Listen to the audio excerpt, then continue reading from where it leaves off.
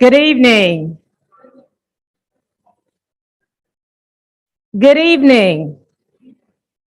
Good evening and welcome to today's monumental event, the presence, power, and politics of Crown, creating a respectful and open world for natural hair.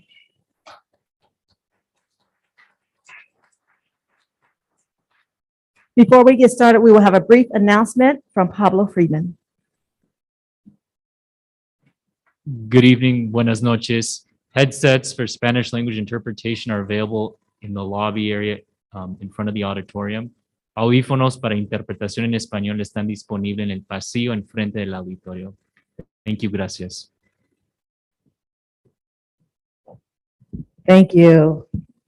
This evening, we will engage in a riveting discussion about the impact of hair discrimination while basking in and celebrating the joys of natural hair. I am Giovanna Lewis, and I will be serving as tonight's host, MC. Before we get into the program this evening, there are a few things I would like you to keep in mind. First, since this is an in-person event, and I'm so happy that we can be in person, we want to make sure that we are keeping everyone safe and reassured by please keeping your mask on. If we could quickly do a mask check, make sure your mask is covering your nose and your mouth as we continue to be safe in this evening going forward.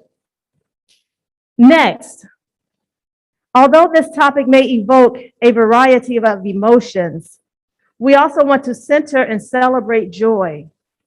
So we invite you to reflect, learn, and express your joy from hearing stories that resonate with you and gaining the courage to persevere or partner. The purpose of this event is to highlight the importance of the Crown Act, illuminate the experiences of Black women in various educational and professional settings, and to ultimately affirm the beauty, power, and resilience of natural hairstyles.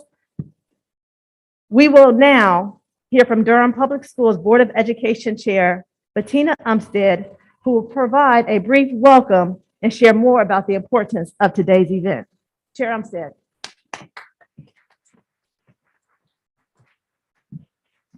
Good evening, everyone. All right, let's try it again. Good evening, everyone. I am so glad to be here this evening and sharing this event. The Board of Education unanimously passed the Crown Act Resolution, and we truly believe that every student that comes to our district should be celebrated for who they are. Our mission and vision is to ignite the limitless potential of our students, and by discriminating based on hair, we know we can't do that. And so we really believe that our job and our journey and our mission is to make sure when students walk into the building that they feel loved and appreciated. And that also goes to our staff and the people who work for us. We want anyone who works for Durham Public Schools to also feel like they can wear their hair in its beautiful and natural form, and they feel comfortable coming to work. I think I am thankful that I can serve on our board and wear my natural hair. I know that's not the case in other places where women, Black women especially, have to think about, should it be straight? Should it be slick? Should it be this? Should it be that? So I'm grateful and appreciative to do the work here in Durham. I'm grateful for our board and our commitment, and I'm grateful for you all being here tonight. Thank you.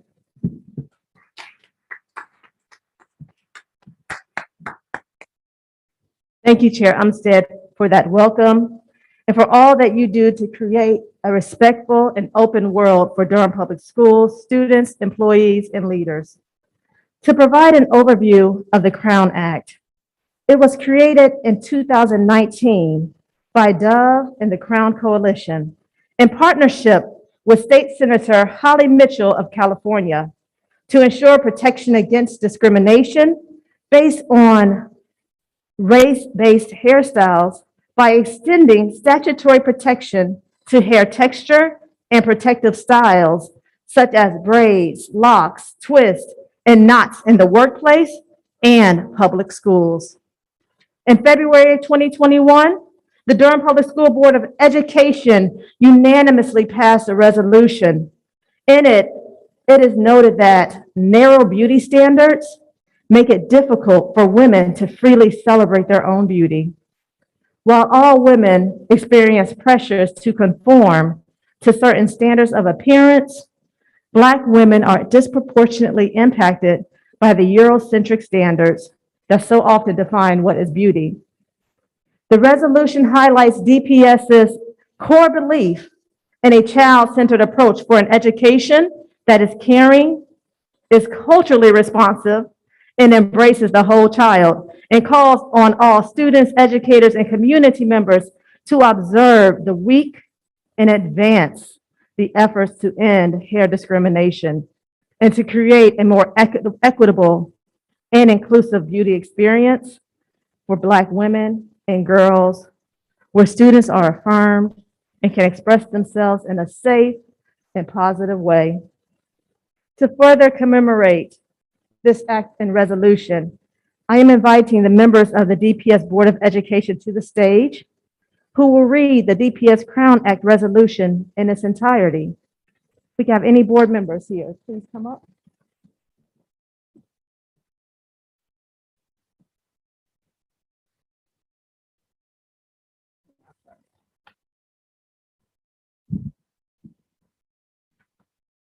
The Crown Act Resolution. Durham Public Schools expressing support for the designation of the week of March 1st through the 7th, 2021 as a Crown Act Week. Whereas the Coalition of the Crown Act wants all beauty to be welcomed in all places and institutions. They assert that narrow beauty standards make it difficult for women to freely celebrate their own beauty.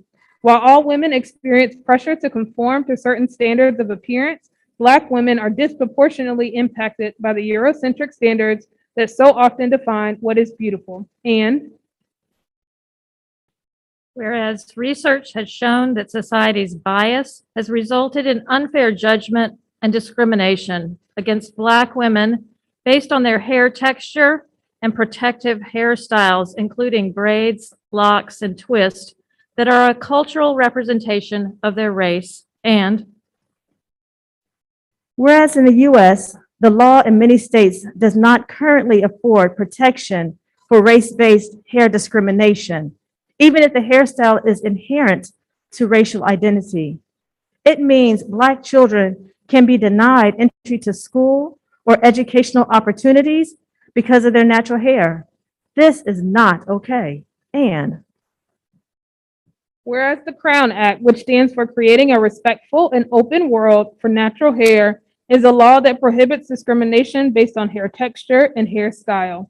The Coalition of the Crown Act's mission was and is today to advance efforts to end hair discrimination and to create a more equitable and inclusive beauty experience for Black women and girls. And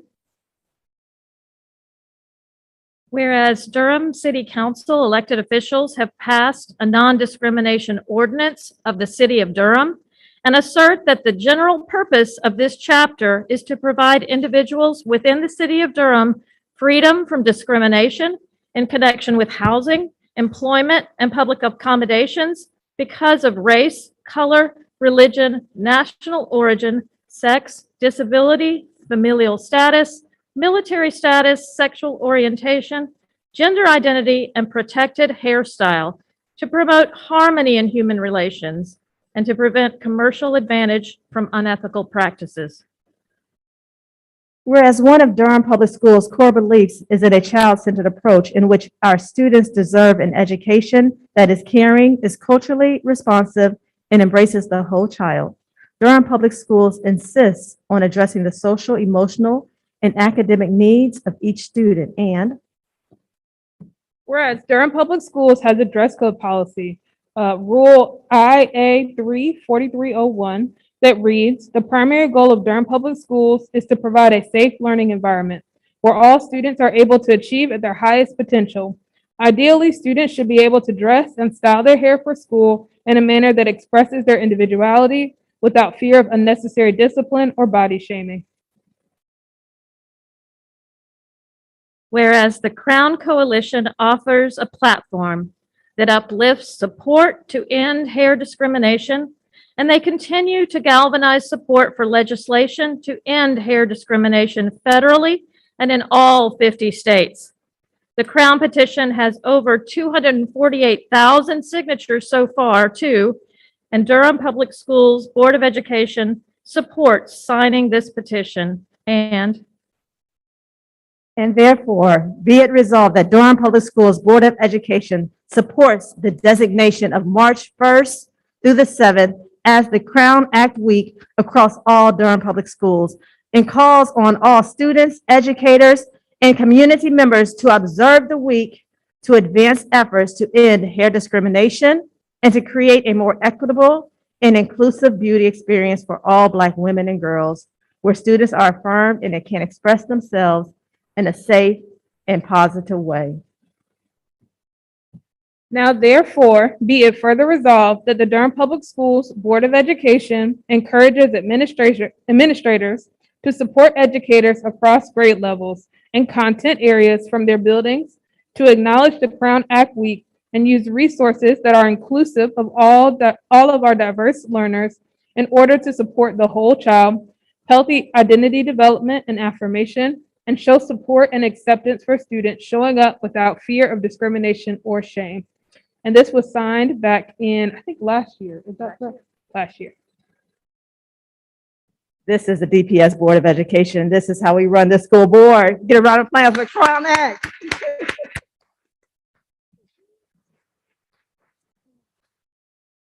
Thank you, thank you. Thank you, board members, for joining me in reading this resolution. It just does something to my spirit and my soul to be able to serve on a board that uplifts non-discrimination for our students, our staff, and again, centering our students to be aware of what's going on in legislation that affects them and will affect them when they go into the workplace. I'm so appreciative of our school board. Now, brace yourselves and hold on to your seats as we prepare for thought-provoking performance by the historic Hillside School Drama and Choral Department, featuring the original work and direction of the iconic Wendell Tabb.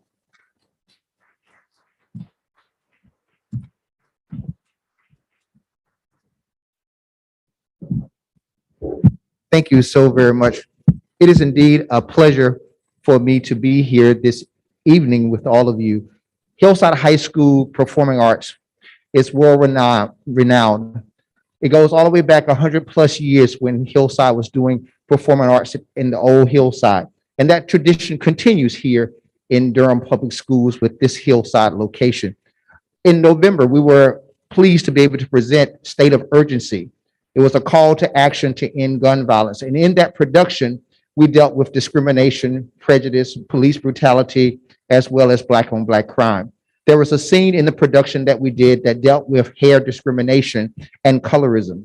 And so tonight, we would like to just give you just a quick snippet of some of State of Urgency and hoping that you will hold on to that dialogue that the students have put together along with myself and Mrs. Agerston. Also, we will feature the dancers as well as the choral department as we present to you part of State of Urgency, the scene, Hair. Enjoy.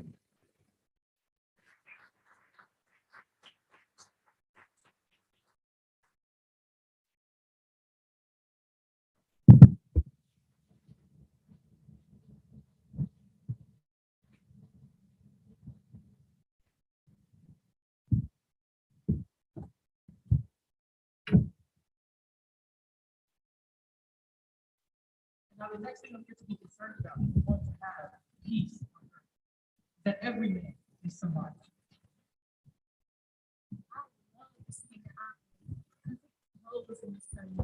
There's no day of affection. My skin is a powerful thing. It shows my beauty, my scars. Most of all, it shows my confidence. The message my spirit stands.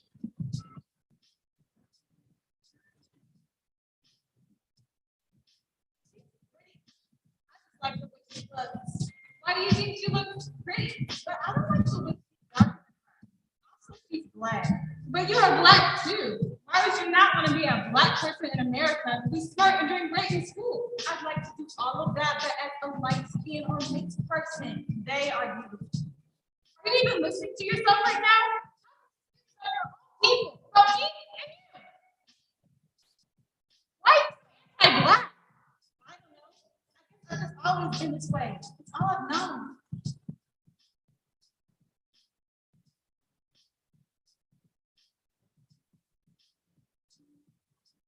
Okay, I see with the long braids. What you trying to say? Girl, I'm not trying to no, I'm just so tired of having my hair up. So, I want to change it up a little bit.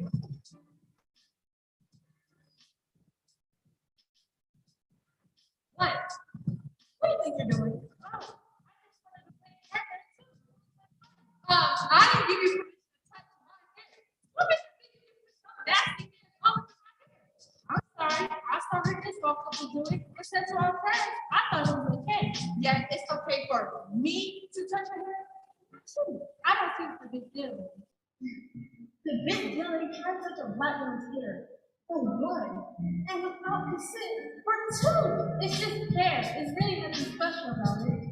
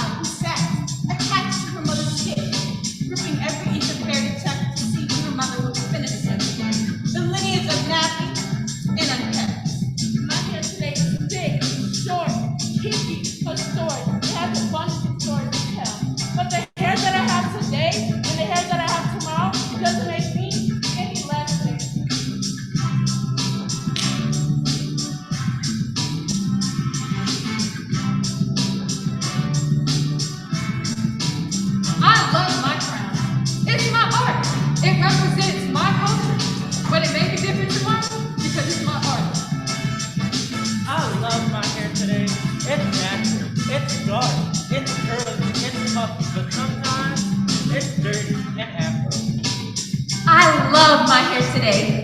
I love my hair today because my hair loves me today.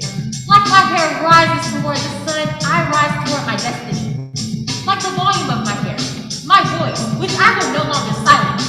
My hair is not a Q&A panel for your interested questions, nor is it a playground for your curious fingers. My hair is a sacred crown. My crown represents all that I am, and it might be different tomorrow. My hair, I'm happy with the energy it's presenting. The happiness is bringing me. My hair is different today because my mom wanted it this way. I didn't have a choice. Why is my hair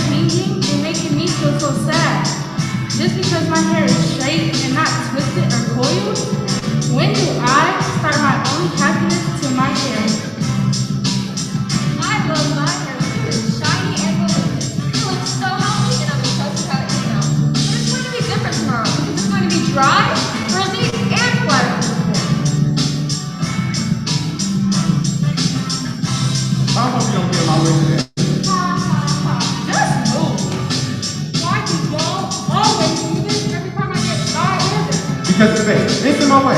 You should have thought about that before you got your hair done. I love my hair. These got this long. Now, her coils have decided to be fit to the atmosphere. They've responded. 2 hours later to the product I struggled putting in. She's giving me a curl pattern desired by most, yet exasperated by the disruption it causes. She put a smile on my face, and my arms are great, and she is too big for my mama's car. She decided to give me a pat on the back. She told me I was doing something right. After shoved her, I love her every once in a while. But she is different to her. No, I didn't touch her. No, she didn't decide to do the Humpty Dumpty and fall off my scalp. She's just uncooperative. She's just a work in progress. She operates on her own schedule. So I apologize. I apologize for all the expectations my hair set for you. I apologize it wasn't that big today, and you didn't feel touching my hair official to your life. I apologize for not making my hair come off as perfection. But man, my hair is tired. She is tired of being the burden and the expectation. She is tired of being good hair. The only difference is, today, she decided to show it. I love my hair today. My hair is fluffy, nice, and full to my life. Baby, still square. My hair is actually everybody's hairstyle today. But my hair is different, Mom. My hair is rough, dry, and it won't go down, and it won't straight. The great civil rights leader and theologian, Reverend Dr. Martin Luther King Jr. once said that if the church does not recapture its prophetic zeal, then it will become an irrelevant social club without spiritual or moral authority. Our actions must match our words. We must be a people that are willing to stick up for those on the margins of society. In return, we must not be afraid to hold institutions accountable when a wrong has been committed. When we see the denial of voting rights, we must speak truth to power. When we see injustice on our streets through unjust tactics and vigilantism, we must speak truth to power. When we see inequality in our schools and in our neighborhoods, we must speak truth to power. When we see denial of health care to those who have pre-existing medical conditions, we must speak truth to power. When we see someone struggling with their mental health, we must speak truth to power. Wake up! We must not stay silent. We are in a state of urgency. We must speak truth to power.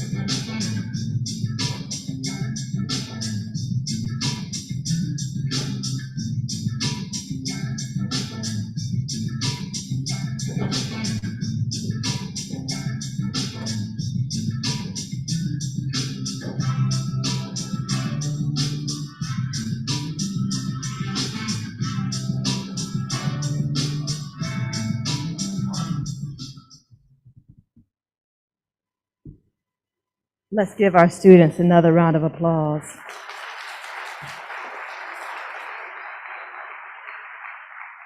Thank you, Mr. Tab and team, for truly helping to set the stage for today's panel discussion.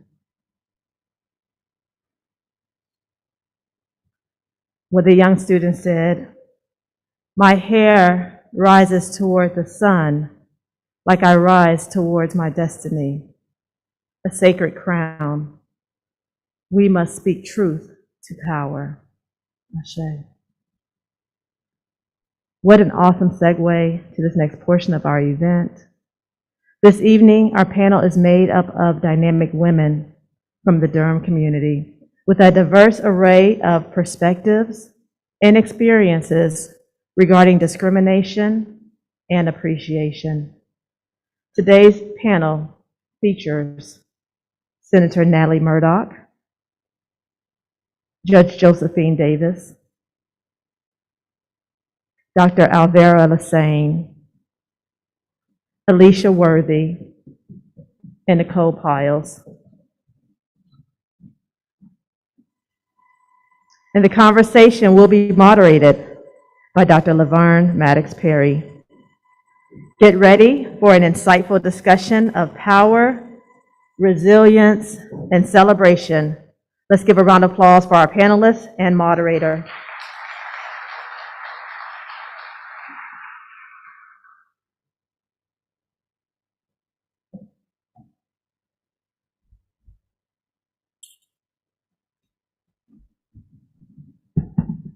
Good evening. It's an exciting night, isn't it? So after that stirring performance by Hillside's drama department, I can't help but give them another round of applause. Will you join me with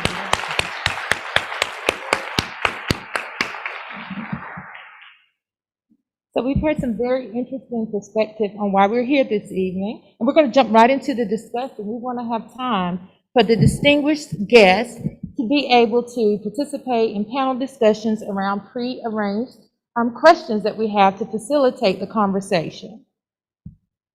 The first thing I'd like to do is to, though Ms. Lewis introduce each of you, I'd like for you to take a few minutes, one by one, to just elaborate and tell us something about yourself, something about your role, and you can jump right into a tidbit about your hair journey if you like.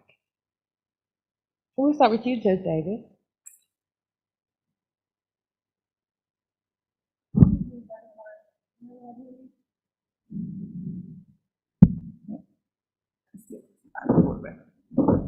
Can everyone hear me now? Perfect. Good evening, everyone. My name is Josephine Carr Davis, and I am from Durham, North Carolina, and this may get me in a little bit of trouble, but I'm a graduate of Jordan High School. So I'll go ahead and say that now, yes. And I am a Superior Court judge here in Durham County. And if I had to talk about my hair journey, I would just briefly talk about, I didn't get my first perm until I was a senior in high school. And it took me a while. I think I was trying to just assimilate and be comfortable. I wasn't really comfortable in my own skin. So because everyone else had relaxed hair, it was something that I decided to do. And then maybe about 10 years later, I decided to go back natural. And I think, even though this isn't the question, but my hair journey has taught me a lot about myself and who I am as a woman. And so I think my hair now, it's natural, even though I have braids, but it symbolizes resilience, it symbolizes a struggle. And so just like my life, my hair journey has ups and downs. Some days it's not the best, and some days my life is not the best. But I think it's about strength and it's about power. And I think my journey would include getting my hair pressed in front of the stove with my mother. So it comes with conversations, it comes with history. And so I wouldn't trade my hair journey for anything else in the world, but I wouldn't trade how I view my hair now and how I view other women of color and their hair, because it's just so beautiful and it's so different. And I just respect it because I respect the journey and I respect the hair, because I know underneath that crown is a beautiful woman and or man that has a struggle and a story to tell. And so I think that's just a little bit about my hair journey.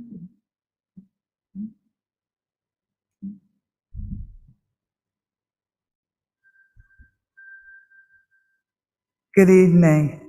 My name is Alicia Worley, and I'm a career and technical educator for Durham Public Schools. And I have a story similar to the judges. However, I don't know if I really enjoyed the straightening of the hair at the stove.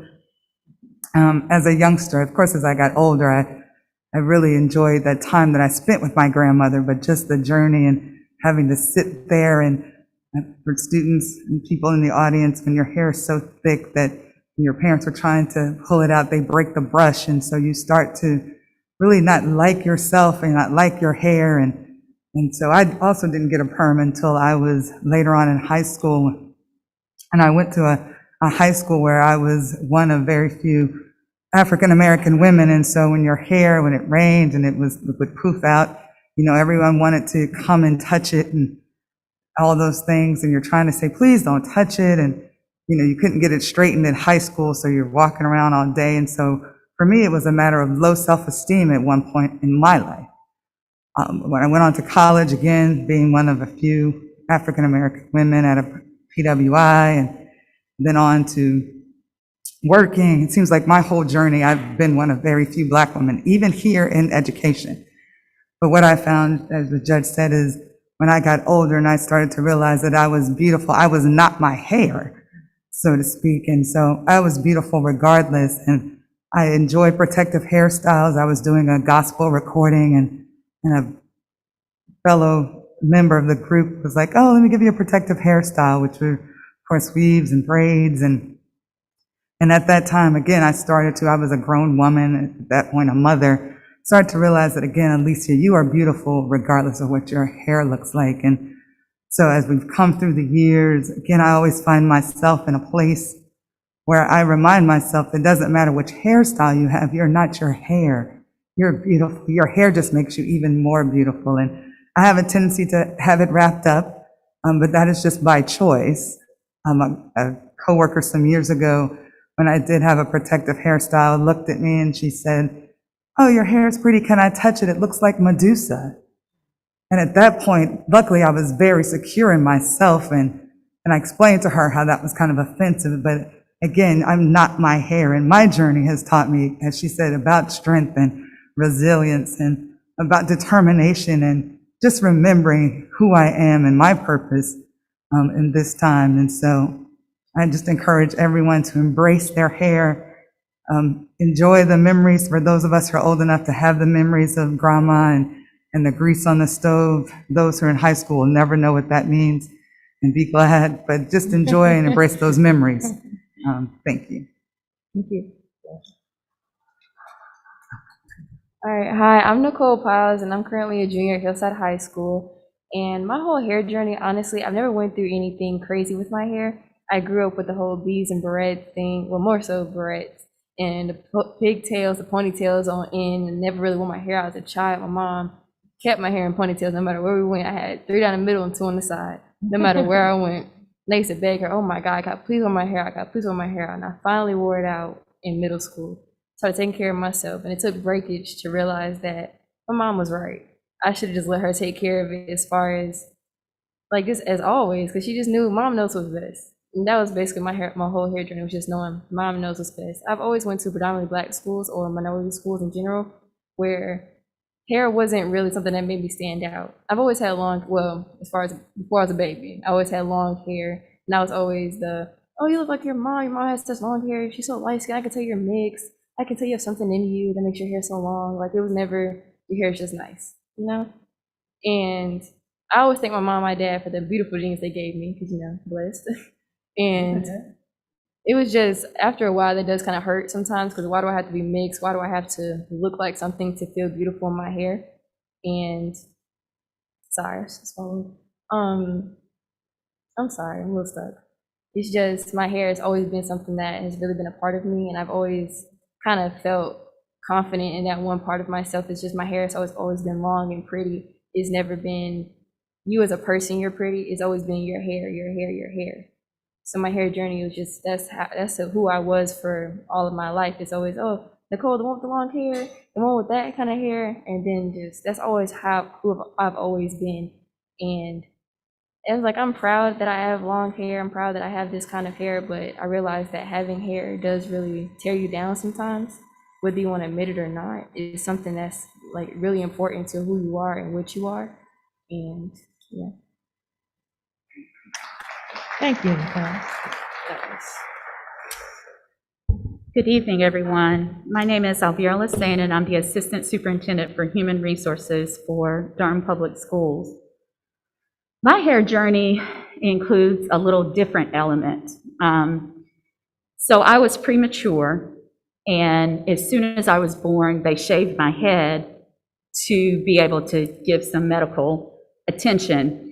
And, you know, often the shaving of the hair early is a very cultural thing for us. And so when we talk about politics and different things, no one consulted my parents, no one notified my parents. So I started off growing up hearing my mom always lament about this beautiful hair I had, head of hair that I had that was cut. And then I was in a family full of people who had what is traditionally known as that good hair. And so I often would hear things about, we don't know what happened to that child's hair. And my hair was always viewed as being difficult, unmanageable, no one knew what to do with it. And so I got a perm as soon as the hairdresser would relax my hair. My mother took me to get a perm, and we all know that the damage that that can do at such early ages. On top of the texture of my hair, I was born with a gray streak.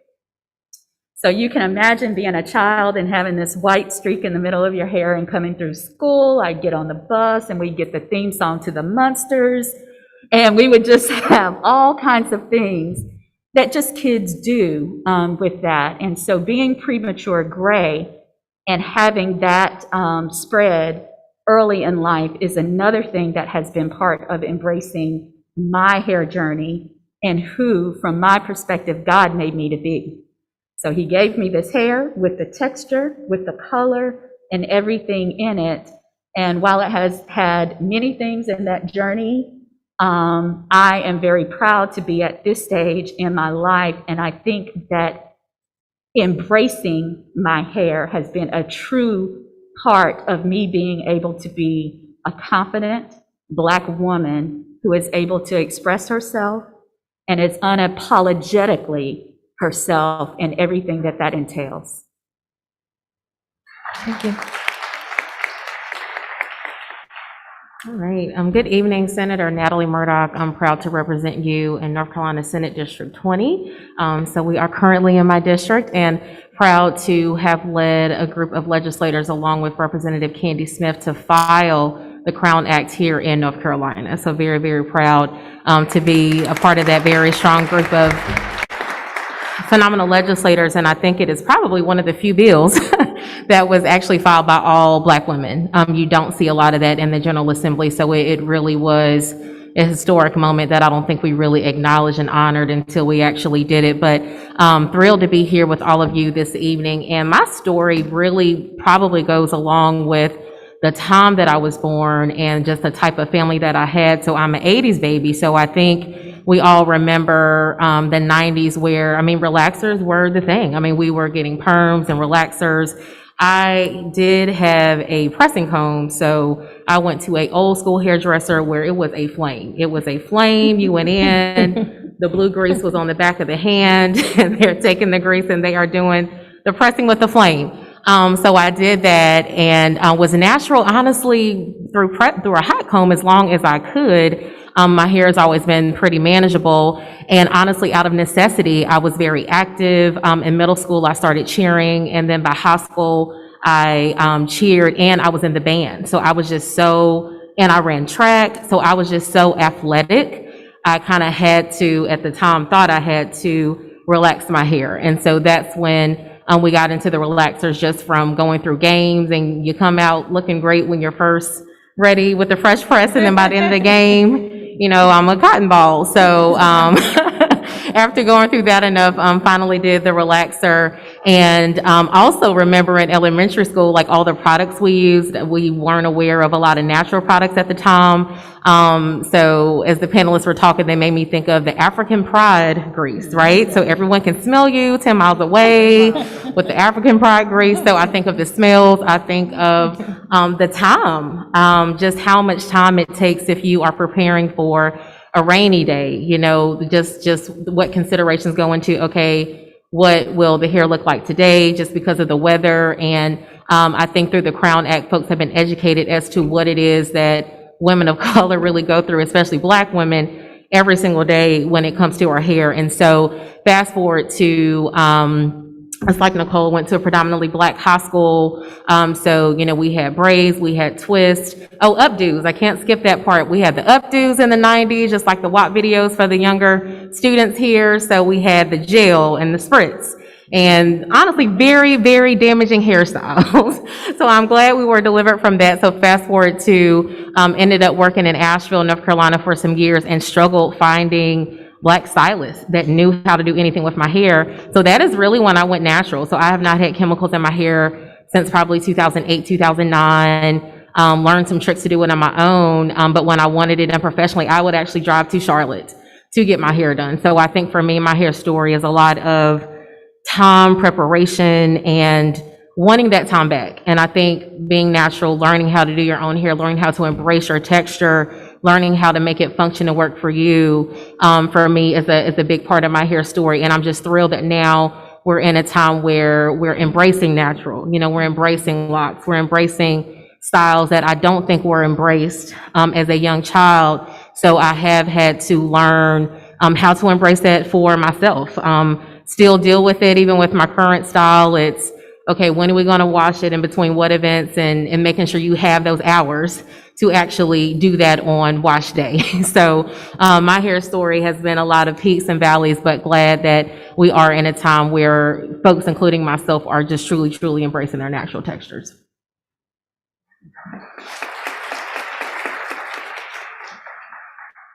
Thank you so much, panelists. So is there anyone else who would want to just add anything about hair journey? Particularly even now how you live and work. We talked a little bit, most of you, about growing up. Is there something about how you live and work now with your natural hair you'd like for the audience to hear? Not so much now, but I do have a piece I would like to add that is a crucial piece of the journey that may resonate with a lot of people. In making those choices of not only when you're going to wash the hair and different things like that, I would say that even in my journey, it has impacted relationships. I had one relationship, which I knew he needed to go later on, but I had one relationship that I literally, during a time that I went from getting perms to transitioning to natural hair, that was not valued in the relationship.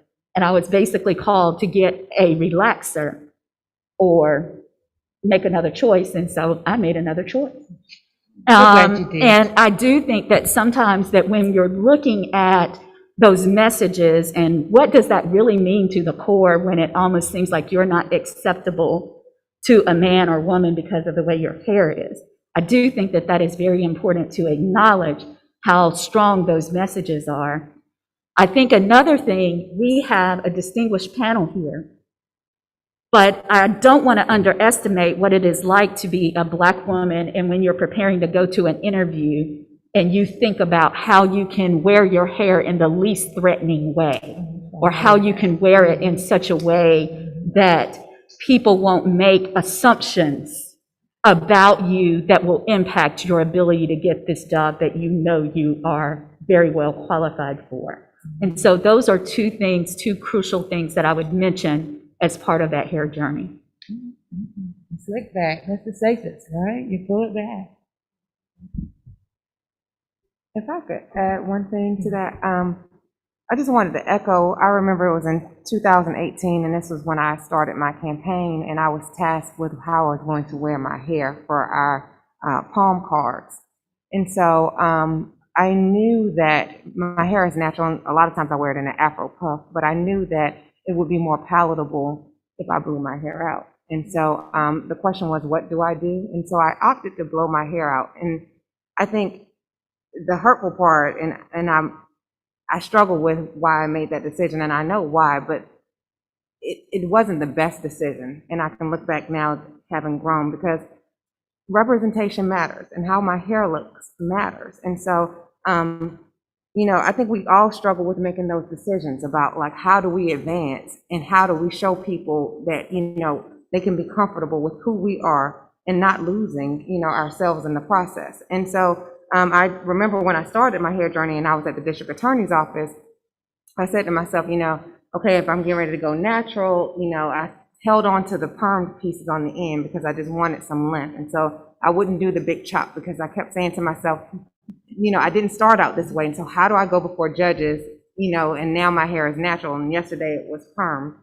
And so it was just that struggle and that dance that we always have to do as African Americans as it relates to our hair. And so, it's refreshing now that I can go into a county and I can have an Afro puff. It can be lopsided. Some of the kinks may be over here. But when they see me, there's a sigh of relief because they know that there's somebody who looks exactly like them. Like this morning, my hair was not cooperating. I put some gel on the side, put my Afro puff on, and I'm moving, and I'm here to work. And so my hair doesn't matter. It's the judgments and how I view you as a person that matters. And so I just think it's important that we recognize the struggles that we go through, trying to assimilate and also not losing who we are in the process. And that's very difficult. And so I applaud young sisters and young brothers who have already recognized that, and they know their self-worth, because it took me now to being 40 plus to be able to do that. And so I'm so happy when I see, especially all of the dancers and the theater majors that were on the stage, just embracing their hair. It's beautiful.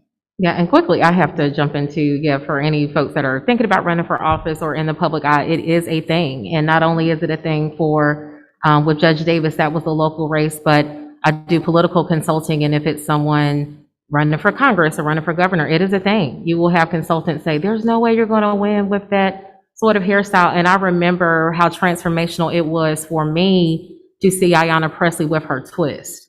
And I distinctly remember thinking, wow, like, she is out there, she has her twist, and she is running for Congress. And luckily, years later, was able to tell her in person what that did for me. I also distinctly remember Lauren Underwood running for Congress. She's the youngest Black woman in Congress, and straightened her hair on her palm cards, but made the transition to full-on natural. This is me, this is who I am. But it is unfortunate in the public sector, it is something that you have to determine. And even with this hairstyle, I went back to a joint legislative oversight committee for the Senate for healthcare. And since my hair was different, the Sergeant of Arms did not know who I was. So typically, when you come into these roles and they know you're a House member or a Senate member, you have your materials, they gather everything they literally were like, who are you today? And I'm like, I'm Senator Murdoch.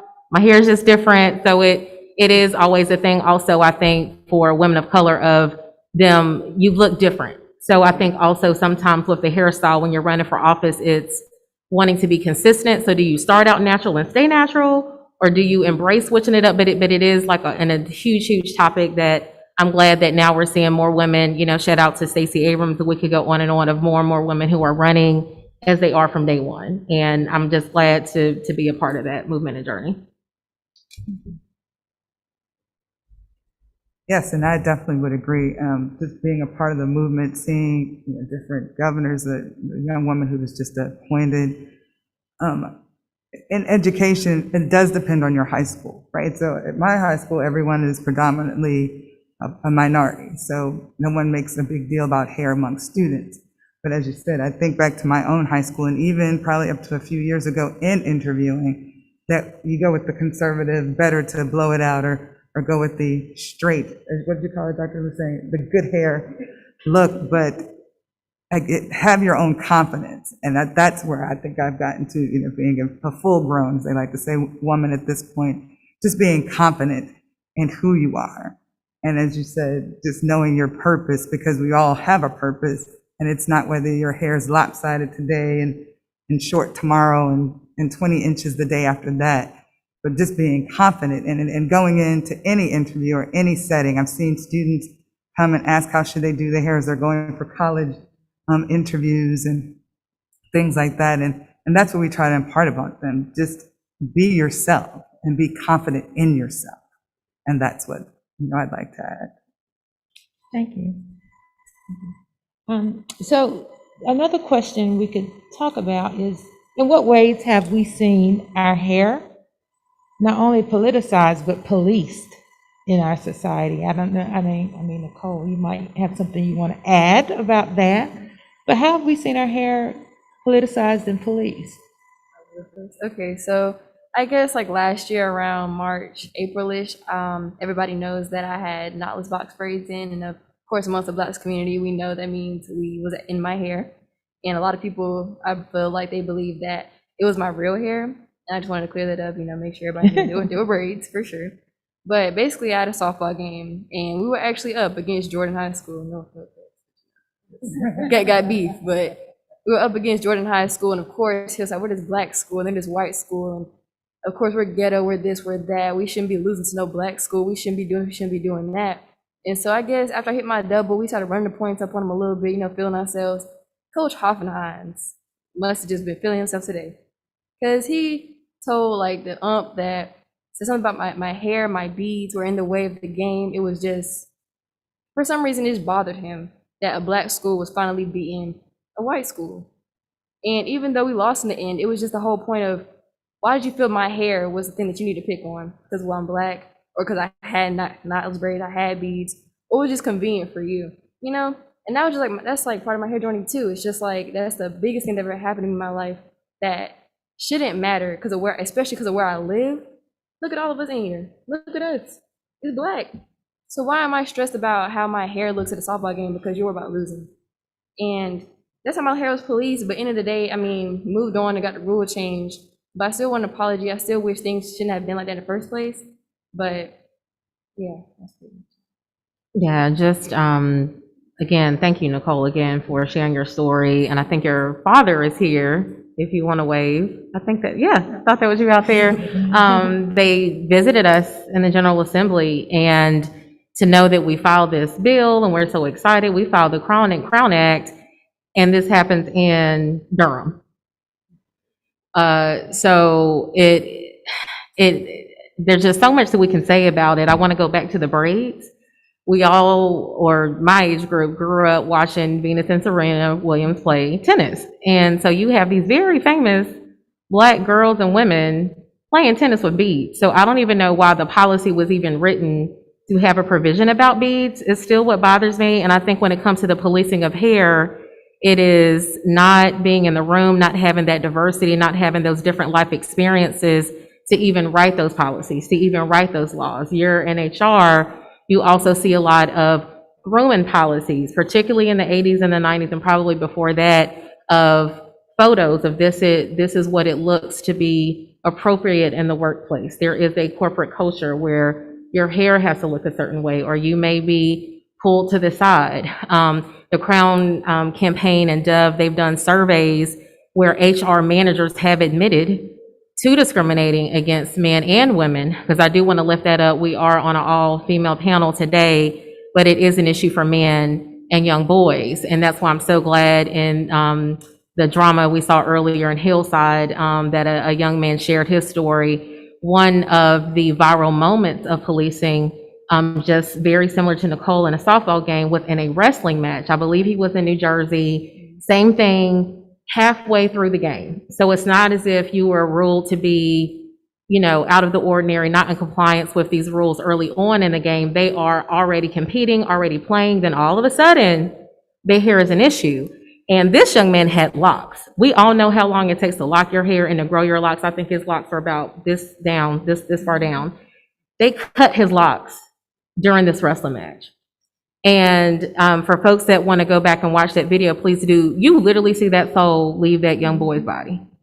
His teammates are standing around him, and he's just standing there as this umpire is cutting off his hair. So that national moment, honestly, was I hate that all of you had to go through this, as well as you, Nicole. That viral moment is what led Congress to actually file the Crown Act. Another man in the struggle with us, Congressman Cedric Richmond out of Louisiana, spoke about that, and he led the charge of it getting filed in Congress in 2019 as a result of that. So we hear the same stories with men, but I think what we're seeing in the schools is we also have to be very aware of these policies and procedures. So laws can take a very long time to change, but as we saw unfortunately with Nicole after what she had to endure, this wasn't just a state policy, this was national. So when we went to the High School Athletic Association, they made it clear that there were national policies about beads.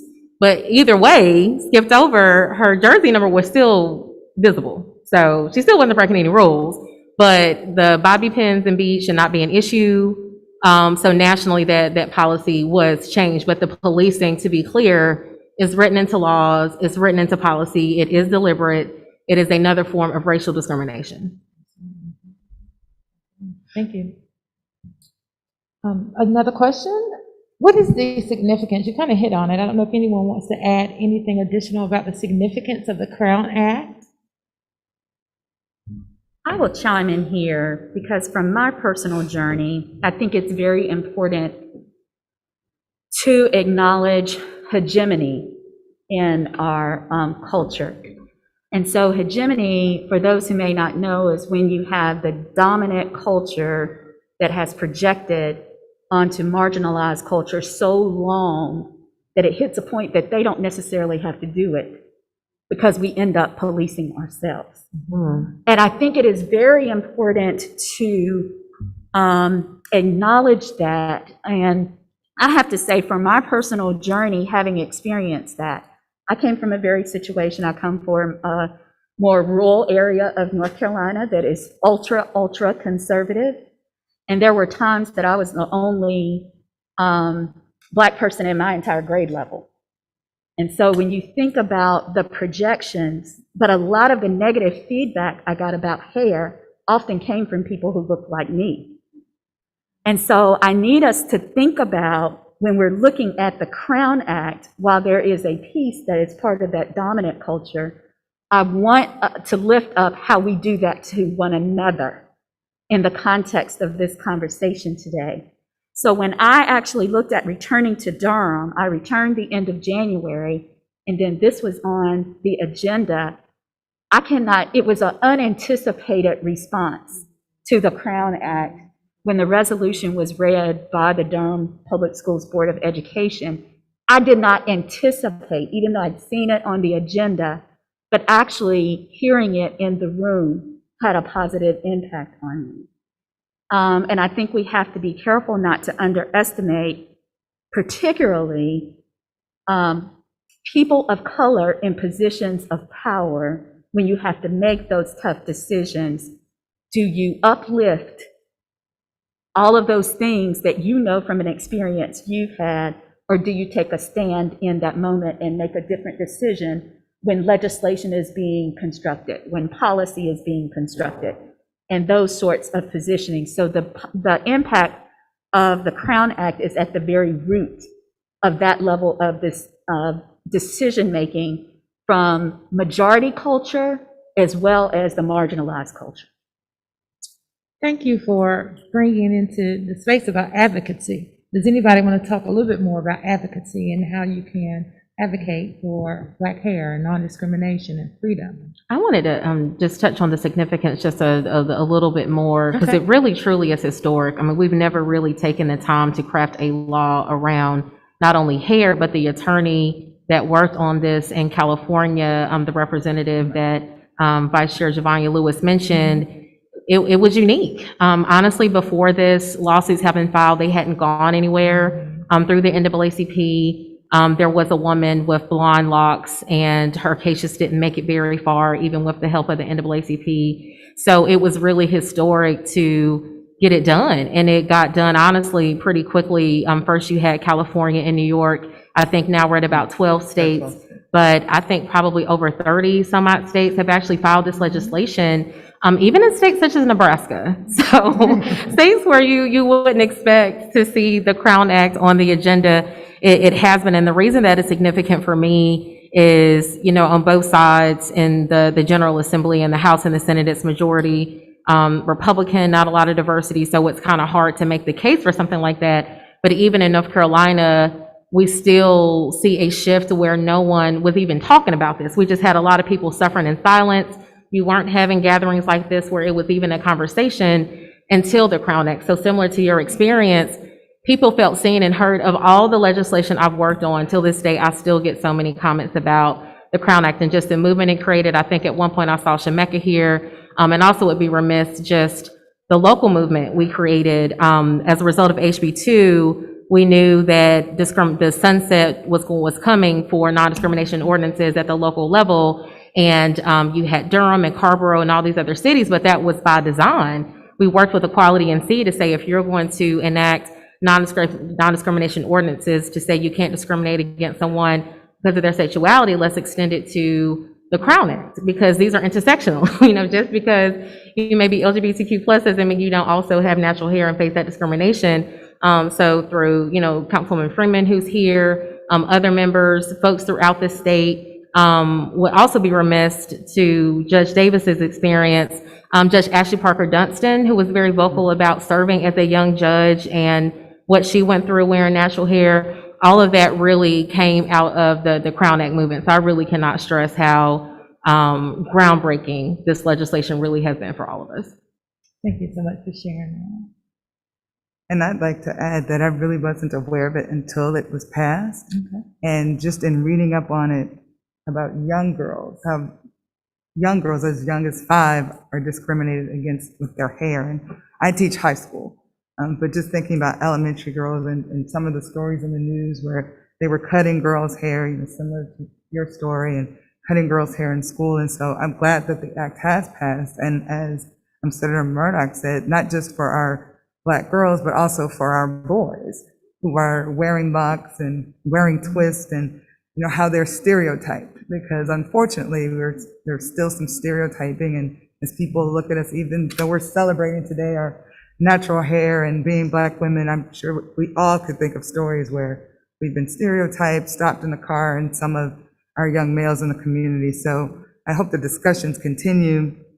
I hope discussions do continue to include young males, so that people will not discriminate against them or young women, that they will not just think the worst of them because of their hair, and that they will get to know the content and character of their heart and who they are as a person, not just who they are in a hairstyle of the moment. So I'm glad that it has come about, and again, that we are having these discussions in Durham. I don't think North Carolina as a state has passed. As she said, New Jersey has, California, and I think New York. So I do hope North Carolina gets to that place where they will pass it as a state, with all the different areas we have of suburban and urban and rural here, that there will not be discrimination against hair in this state. Yeah. So I was going to say, just briefly, I think advocacy looks like education. And so as part of my role as a Superior Court judge, we have to ride what we call the circuit. And so I'm in certain counties, rural counties, Warren County, Franklin County, a lot of other counties that may not be viewed as progressive as Durham is. And so I think we owe it to ourselves to reach out to people, contact legislators in other cities and states to let them know the importance of this act. And so I think for me, it's always about how do we minimize people coming into the courthouse. And so we minimize people by making them aware of the laws, and then also making them aware of their rights once there's some type of violation. And so that for me is what advocacy looks like. And just like you indicated earlier, there was a time when I was in the district attorney's office that, the first thing that it would lead with is a Black male with locks or a Black male with dreads. And so that became this image of what you thought crime looked like, or what you thought, the accused should look like. And so how do we rewrite that narrative? And so I think that's when we talk about educating one another and making sure that, it's great to be in this space and have this discussion, but advocacy comes when you have the discussion with people who may not look like you, or who may not appreciate the same experience, because this is a safe space for us now, and we all appreciate one another and love one another. But what happens when you go to Franklin County or Warren County and you have that discussion? And that's where advocacy begins. So I guess we'll wrap up with one last question to the panelists. I'm making an assumption here, but I'm looking at you beautiful women, and I know you love your hair. I'd like for you to tell us what you love most about your hair. Well, I'll start. I'll say freedom. And in complete vulnerability. I've been natural for a long time. But my first few years natural, I still straighten my hair. You know, I wanted to keep my hair healthy, but I'd still blow it out. I still wear it straight. So it took a lot of years to get to the point where I would wear my natural wave pattern and curl. And then it took even more years to really embrace what I'd always wanted to do, which was to law. And I'll tell you, I really appreciate the freedom that it brings me. I feel free, completely free. So that's what I love most about my hair. Someone else? Oh my God. Honestly, about my hair, I love like it brings me bonds. Like it gave, like, I remember I had a volleyball tournament like a few weeks ago, and I wore an afro down when we were going to DC. And I remember I put in a ponytail, like, you know, just a quick little shoestring ponytail, just so I could play my games and stuff. And my dad was laughing at me because my hair, you know, like after you wear your hair in a ponytail and an afro, it just gets bigger each time. And he was just like, how did you just get it like this? And then the next day I did a braid out, so it got a little condensed. He was just like, how did it go from that to this? And then the many years my mom spent doing my hair, braiding it, arguing, no, I don't want to fire my hair. No, I don't want to wear it in braid. Just let me wear it out. And then like me and my best friend, she has her own business and she does hair, she does braids, and it gives me an excuse to wake up at 7 o'clock in the morning and knock on her door. Hey girl, what you doing? You trying to do my hair? Or just plan an appointment just to spend time with her. Like, to me, hair appointments with my best friend are more than just getting my hair done. It's about spending time with somebody I really love and appreciate. And that's what my hair really is to me. Thank you. Awesome. Yeah, before I share what I love about here, two things I skipped over. I do want to acknowledge Governor Roy Cooper here in North Carolina has proclaimed July 3rd as Crown Day. So we did not, we do need to give him a hand clap for that. So while the legislation did not move forward, July 3rd is Crown Day. And for all state agencies directed by his cabinet, they have enacted new HR policies to also acknowledge the Crown Act. So we did get two very, very huge wins with the Crown Act. So I did want to give credit where credit is due. And I would say I like versatility. I really enjoy the fun of protective styles, twist and braid. So that is what I love about my hair. I love the power of a spiritual journey.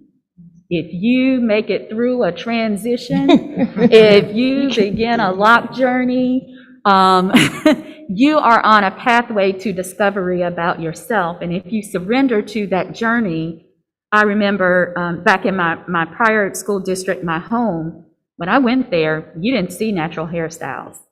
When the lady shows up in HR with the natural hairstyle, it was amazing to me. Something I never predicted was the power of freedom that could bring to other people, that they felt then it was okay because someone in that positioning wore their hair naturally, or to walk into a school building and see the face of little girls when they look at you and they see themselves in just that look when they're looking at you. The power of that spiritual journey is not to be underestimated. And so if we're going to make hair a big deal, then I say, then let's embrace all the power that is within that and truly do it. Well, I'm looking for Dr. Idlehor to see. Thank you so much. Are there any parting words? Anyone want to impart any wisdom, any additional wisdom? I was just going to say that for me, it is about flexibility and getting time back. Because with protective hairstyles, it's easier to just up and go as opposed to, even when I had a perm, it would take time because the next day trying to do it and get ready for work and also, and it is fun, as you said, getting your hair done. And also when you feel good when you get your hair done, you have a sense of confidence. So as you walk into a room, like for me, it's to teach. And in fact, to work with my colleagues and at conferences, it's just the confidence that you have when you feel good about your hair and it being done. Like you said, a sense of freedom and a sense of getting your time back and having time to do some other great things. Okay. Well, thank you so much, panelists, for sharing. And helping us to embrace the historic nature of the Crown Act and also get to know a little bit more about you and how we can be women of power and empower those who encounter us with our natural hair. And I guess my last word would be something from the Hillside Drama Department. It will be different tomorrow. At this time, I think Miss Javonia Lewis is going to come up and continue the rest of the program. Thank you so much.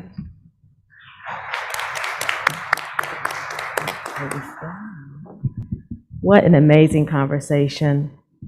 To start and share your personal journey, just listening in the audience, I had connections to each person's story.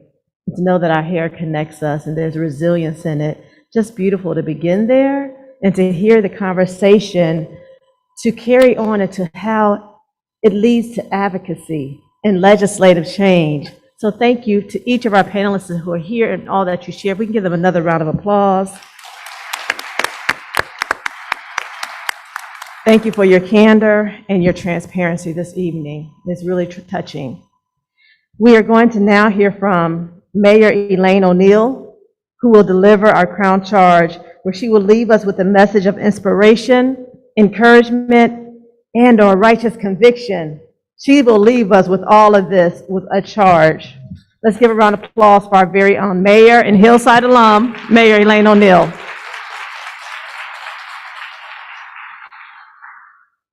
Good evening, everybody. Good evening, Hillside Hornets. Where are they? 1980 Hills. I'm always glad to be home. I promise I won't be before you long with my remarks. Thank you to this beautiful panel, to each of these sisters up here who shared their journey. I'm going to share a little bit of mine and have a little bit of fun. I do, though, want to acknowledge our superintendent who's in the audience this evening, along with some of our Durham Public Schools school board members, my Mayor Pro Tem, also my fellow Councilwoman Freeman, and the great Wendell Tabb. Yes. And those young Hornets. So proud of you all. So proud of you all. You all do as well. So I am so happy to be a part of this historic moment. You know, I'll be 60 years old on March the 18th, and I've lived long enough to have seen a lot of things, but there are certain things that you don't think that you will ever see, and that I have been blessed to now see, and this is one of these such moments. I want to see how old some of these other folk out here.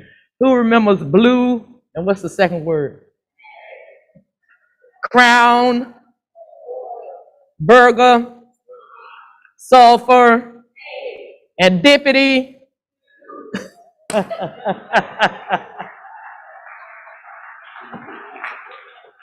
You know, it's something to be said, because some of those products were used on my hair when I was a little girl. And it's something to be said that a group of women 20, 30, 40 years later, we still remember that. That just goes to show you some of the trauma that has been inflicted on us and our pocketbooks. Because when you think about the products that we've used and the amount of money that we spent, I'm sure we could have bought a couple of cars, some nice outfits. You know, we spent a lot of money on our hair. And I'm on my second lock journey. I got locks probably about 10 years ago for the first time, and then I married. And when I first got them, when I got married, I did not have locks. And then I transitioned into locks.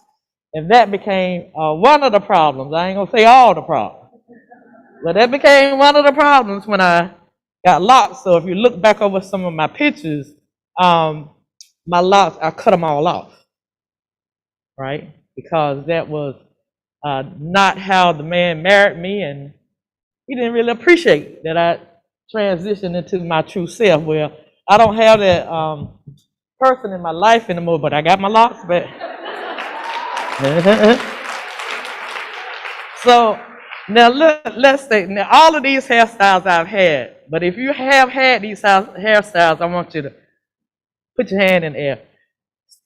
Straightening combs in your hair, the straightened hair, relaxers, perms, afro, jerry curl, braids, cornrows, weaves, wigs, and locks. You know, that's amazing. Did you see that? That's just about every one of us have had different hairstyles. And sometimes we've had those hairstyles in 1 week, some of them, right? Because that has always been one of the things that we as Black women have struggled with. But it's time for us to be free of certain things. And that's one of the things that we must be free of. I was talking to some city officials this week, and they've started this program. They're piloting a bike program where they're trying to get people to ride bikes into downtown Durham rather than use a car, you know, because we're trying to be a greener city. And I said, well, honey, I hate to tell y'all, but I don't know how many Black women y'all think gonna ride a bicycle to work, because that requires you to put on a helmet on their hair. And they were kind of looking like puzzled. It's all about the hair. We're not getting on the bike, going downtown in the summertime, or if it might rain, and put some on their hair. It's just really not going to happen, not even with me with locks. You know, so there are certain things that are still very prevalent that we have to deal with today, which is why we have to have laws such as this, to help people to understand that there is a journey that belongs distinctly to us, and it's a right journey. It's a good journey. And we should be proud of our hair and who we are. So we're just going to end this, and you all going to help me end it, because I have to charge it. And I was sitting over there going through my phone. I said, I need a good quote. And I found one. And this is how we're going to end this thing. So we're going to repeat it together. Right? My hair, my head, my choice. My hair, my head, my choice. One last time. My hair, my head, my choice. Never, never, never give up on your hair, Black women. Be the queens that you are.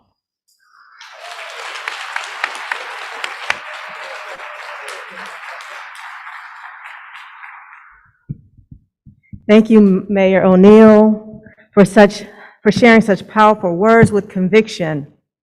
My hair, my head, my choice. All right. I believe that you are really giving us so much to think about this evening. I was able to raise my hand behind stage on all those different hairstyles as well, except for wigs, because I need someone to help me know how to do that. Just being transparent. But my hope is that we will leave this event with not only better understanding of the Crown Act and its impact on the lives of women, women of color, Black women, but are also re-energized to commit or recommit to ensuring equitable living, learning, and working environments for women.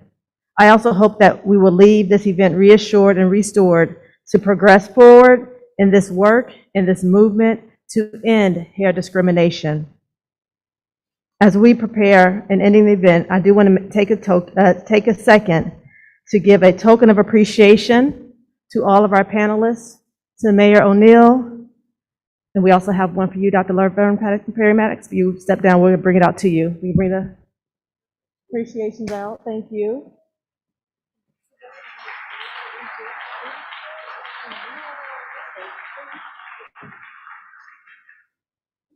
I didn't look in it, but I'm wondering if there's some hair products in there.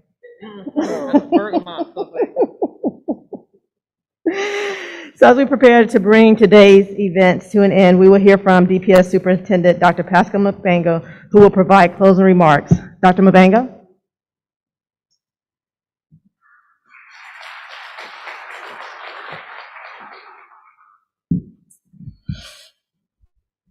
I want to congratulate you all for this event. and I want to thank you for inviting me to say a few words. This distinguished panel is incredible. They are the stars of the show. They speak from personal experience and from authority. And you saw a passionate student performance tonight that evokes all the issues about equity and inclusion that Durham children face in our community. So, in a room full of experts, what is my role tonight? It's not mansplain to Crown Act. I can tell you that. As superintendent, I aspire to be a servant leader. I tell our teachers and colleagues that I want to support them and build them up.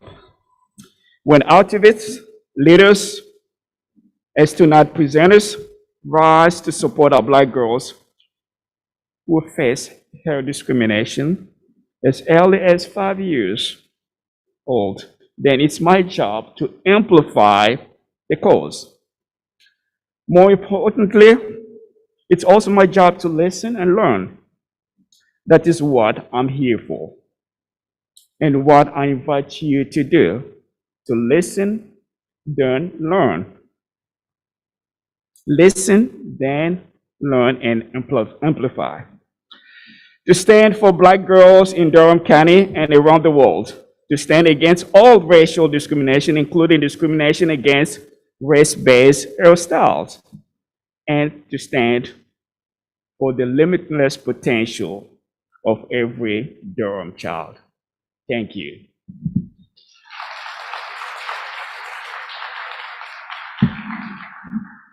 Thank you, Dr. Mabenga, for those remarks, for your ongoing support and commitment to ensuring that DPS continues to lead the way in academics, in excellence, and in equity.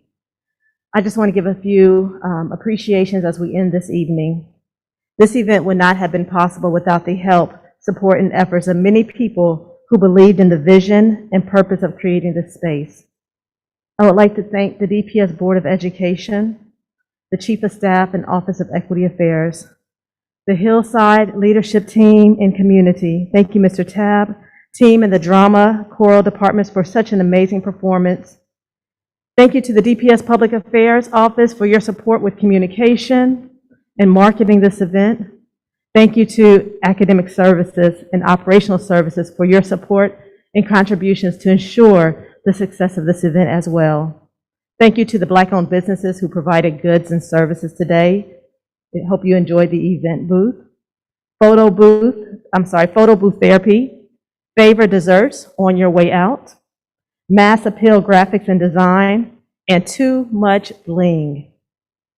Another thank you to all of our program participants, panelists, moderator, for your time and your willingness to share your stories and help us shift the narratives around our crowns. Thank you for all being here this evening. Cupcakes are available for you in the lobby from True Flavors. Please get them quickly before they leave, because they go fast. They are so good. And we just want to say, while supplies last, have a wonderful evening, and don't forget to wear and embrace your crown. Thank you. Good evening.